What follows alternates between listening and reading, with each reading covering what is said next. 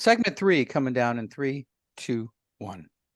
Welcome back. Let's talk wheels, folks. Mike Herzing and Jeremy Birenbaum. All right, this is what we were talking about. This is going to be the highlight of the show. Tony is the highlight of everybody's show. Tell you what, Tony Zeal, who is the global training manager for our friends at CTEK, the battery charger folks.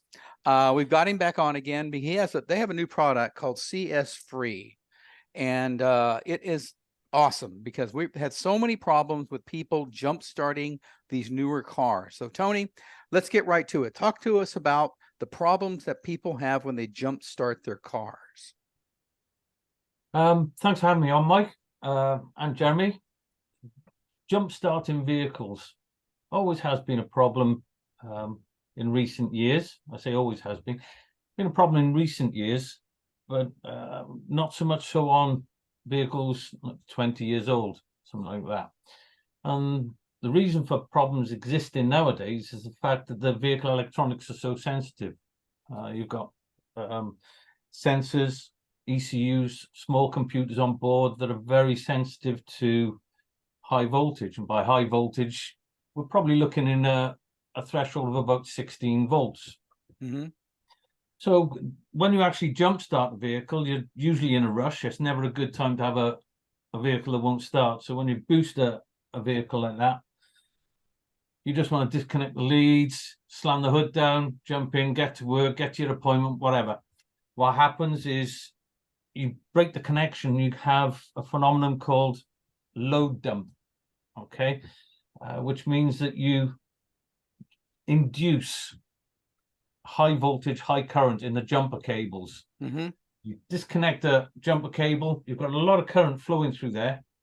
Disconnect, you collapse the magnetic field around those jumper cables, and it induces a really high voltage, anything up to 100 volts in those jumper cables. If you're still connected to the donor vehicle, the power can go back into that vehicle. It can also enter the dead vehicle, if you like, or the vehicle that won't start. So it causes problems. The only way around it is if you have time, leave the leads connected for a very, very long time, engine running, so you're using fuel, eating up your own time. There's trying to reduce the risk. It's always a risky thing, but it's just trying to reduce the risks of jump starting. But it is that disconnecting the leads too early, too quickly, that can cause issues and blow ECUs, possibly cause $2,000, $3,000, $4,000 of damage. Whoops. Wow. Jeremy? Yeah. So what's kind of the solution for this? And I'm assuming that CTEK has kind of thought up of a solution currently.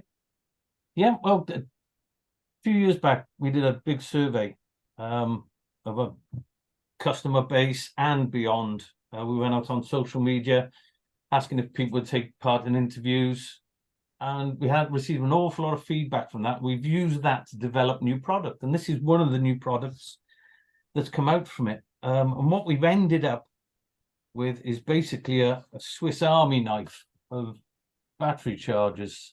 You name it, this little unit can do it. It's called the CS Free.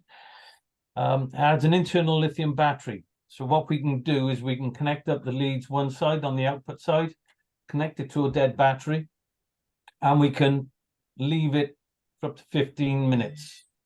And it'll discharge, it'll discharge its internal battery into the vehicle's battery. But it actually boosts the voltage and the amperage, or it boosts the amperage that it can charge, and it'll charge at anything up to 20 amps. Okay, wow, that's so pretty in impressive. 15 minutes, it can boost your battery from a point where it won't start to where it will start. And because it's putting energy into the battery, what you get when you disconnect this unit and it's completely flat, you don't get that big induced current being pushed through into the dead vehicle. So you're reducing the risk of any damage. Because I'm pretty familiar with, most people, when their battery is dead, they either get jumper cables or a battery pack or something. They throw it on their car and they don't even wait to let it sit for a few minutes. They jump in their car, they crank it, Right. they get it started, they're out of the car, they unplug it, and then they're going because everyone's in a rush everywhere. So that's kind of the wrong way to do it, as you're saying. And something with the CS free, it might take a little bit longer, but you're going to save the systems on your car. Yep. Right. It actually figures out how much that battery is going to need, and it will put out a charge accordingly from it. So you're not just discharging one battery into another, you're actually pumping current in. Right. Okay, so it's acting exactly the same as a smart charger. It realizes the size of the battery, works it out, and puts in the correct charge rate for that particular battery. And we're looking to start the vehicle within 15 minutes. But you know that you can start the vehicle, disconnect the unit, and everything's going to be fine. You're not going to damage any electrics. Folks, we're talking to Tony Zeal. He's from the company called CTEK, CTEK, and he's talking about the CS Free, which is their new jump starting product. And it's not just a jump starting pack, because you're right, it does. I tried it. I had a press vehicle that was brand new, and somehow or other the next morning, I don't know if I left something on, I don't know what it is. I thought the computer would cut it off before it got to low voltage, but next morning it was flat. Now granted, sometimes the computer gets low, it won't recognize the voltage, and sure enough it wouldn't. So I went out there and I went, let me try the CS Free, because I had it, I got it from you guys, and sure enough, after 15 minutes, and I noticed it would drop. It's not just raising it like adding a jumper box. It isn't like that.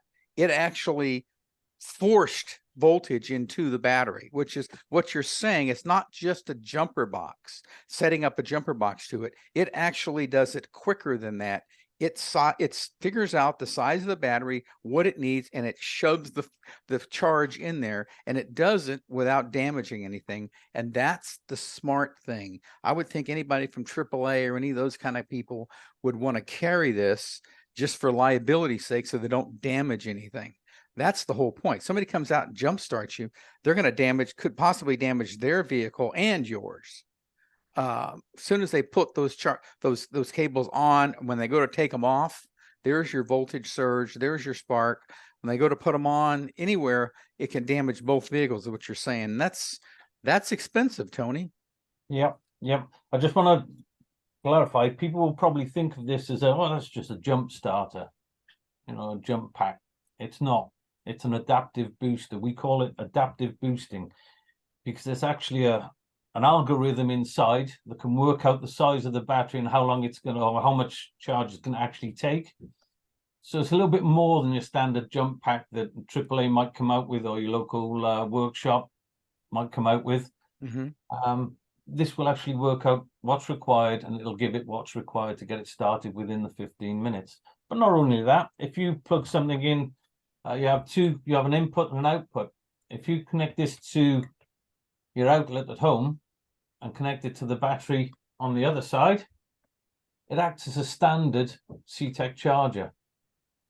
Get out of so here. Not only is it an adaptive booster, it's also a regular charger, 5-amp charger. It also has a power bank on the side that'll cover USB-A and USB-C product. So something like an Apple Watch, you can recharge 50 times off it. iPad, you could probably charge 2-3 times off it before the internal battery needs a charge. So this, like I say, is the Swiss Army knife of non-starts or battery chargers, whichever. This will cover all eventualities. And that's kind of nice, you're going off-road or into the backcountry where you don't have your home plugs and whatnot. You have the ability to charge some of your own personal stuff, and then if you do get stuck, your battery gets stuck because you're running your car, so you're listening to the radio or whatever. You can get yourself out of that situation. Now, Tony, my quick question is: when AAA comes and they hook up a battery pack, Yep. They jump your car, you have to wait for your alternator to charge. With the CS Free, you're actually putting energy into the battery, correct? So you don't have to worry about your alternator. You're reducing the load on the alternator. The alternator is still going to have to try and bring that battery back up. But what we've done is reduce the amount that it needs to bring back up, because we've placed energy into that battery. Unlike a jump starter pack where you connect it, and like I say, the first thing you want to do, especially the AAA and breakdown organizations, they've got customers they've got to go on to, so time is of the essence. They crank the motor up, starts up, right, do a few checks, disconnect, on to the next job. That is Leave the alternator to bring that battery back up. And it's going to work the alternator really hard to do it, because the alternator sees that empty battery and it goes to maximum to try and fill it as much as that battery can accept. So you can see high amperages going into the battery. That can cause damage again to the battery itself. If you take it from too low and try and recharge it from the alternator, it generates heat inside the battery, causes all sorts of damage. Tony, thanks for the information. We will look at CTEK. I'm sure we can buy this stuff, these CS free, anywhere on Amazon and things like that. As always, so much information. You guys are killing me here. As always, Tony, thanks for joining us today. Tony Zeal, CTEK, Global Training Manager. Hang on, folks. After the short break, back with more Let's Talk Wheels right here on the Let's Talk Wheels Radio Network.